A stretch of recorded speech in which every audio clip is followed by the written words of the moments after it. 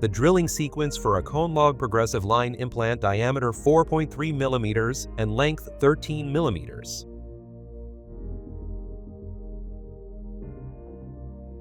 The round burr is used for punch marking the cortical bone, which simplifies the use of the drills to follow.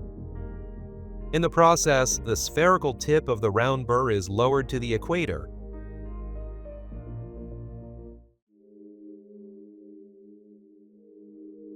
The pilot drill determines the depth and axis of the implant site. The depth marks on the drill correspond to the implant lengths 7, 9, 11, and 13 millimeters.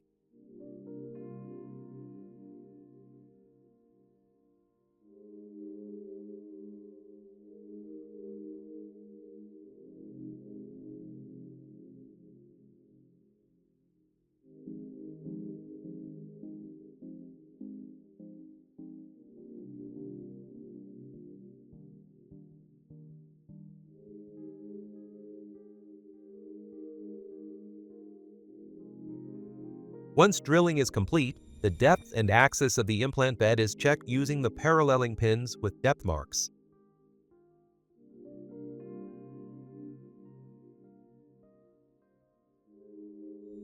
The further drillings are drilled with the form drills.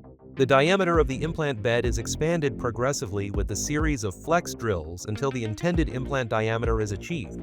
The small graduations in diameter achieve a gentle preparation of the bone. Form drilling 3.3 millimeters.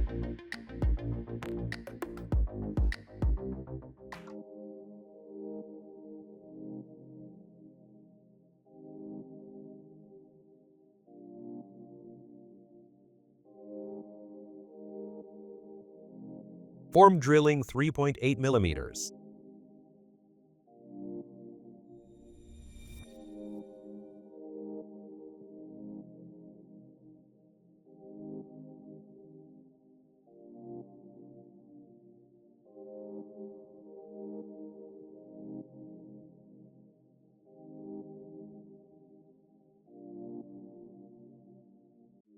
Form drilling 4.3 millimeters.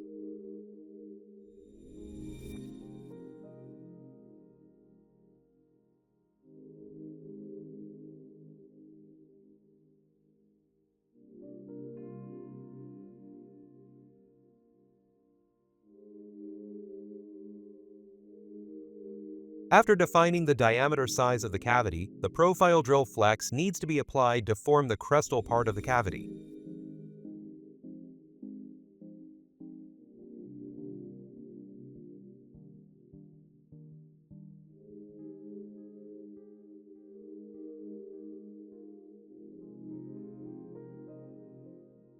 For bone qualities D1 and D2, the use of the dense bone drills is required to reduce the torque when inserting the implant. The dense bone drill 2 can be used for a very hard bone.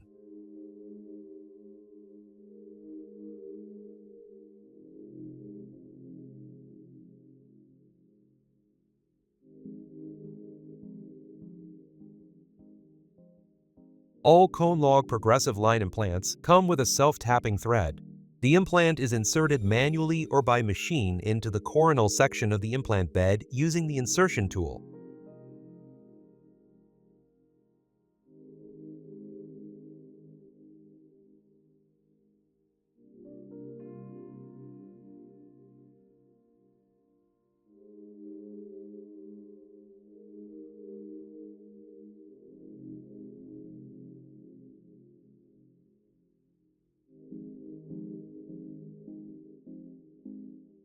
When reaching the planned insertion depth, one of the 3 grooves should face in a vestibular direction because the angulation of the abutments starts from a groove.